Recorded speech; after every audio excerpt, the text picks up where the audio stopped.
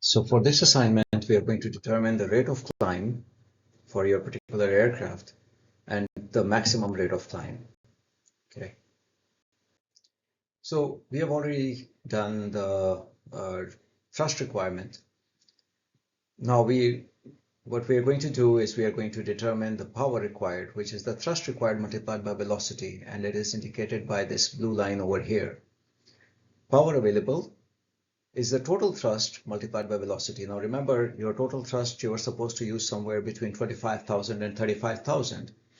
Whatever thrust you use, you're going to multiply it by velocity, and that will give you the power available.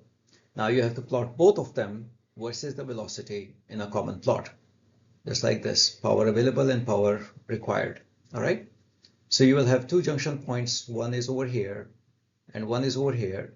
This point will indicate your maximum speed. It should match your maximum speed point, Vmax. This is your minimum speed point. Anyways, but there's a difference between these two. There's a gap between these two. This gap basically indicates how much excess power you have available for your flight. So we are going to plot that.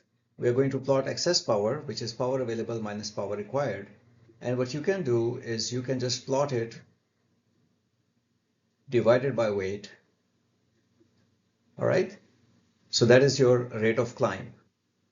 So rate of climb is power available minus power required divided by weight.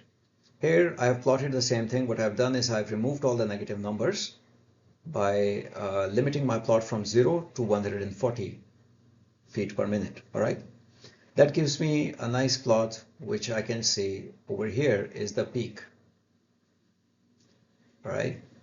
Now this particular peak corresponds to my maximum rate of climb, and here is the speed at which I can get the maximum rate of climb. Okay. In order to find the speed, I can look at this plot and I say, all right, so this is 600, 700, 800, and 900, somewhere around 900. All right.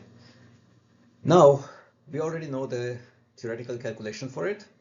We are going to compare it with the theoretical calculation. So this is our LOD max, 1 over 4 CD naught K under root. All right. We are going to use this LOD max in this equation. We are going to use thrust to weight ratio, square of thrust to weight ratio. This value, the thrust, is the maximum thrust that is available to us.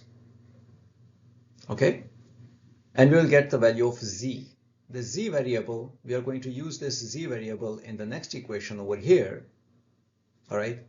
So we are going to use maximum thrust over weight multiplied by wing loading multiplied by Z divided by 3 times density times CD naught. The density is the density at the altitude you want to do your calculation at, and it should give you approximately a number that matches this point.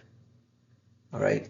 It should be, for your particular cases, it should be somewhere between, most likely between 850 and 950 feet per second. All right. That will be the speed for your maximum rate of climb, approximately. All right.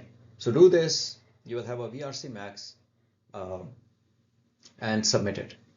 Thank you.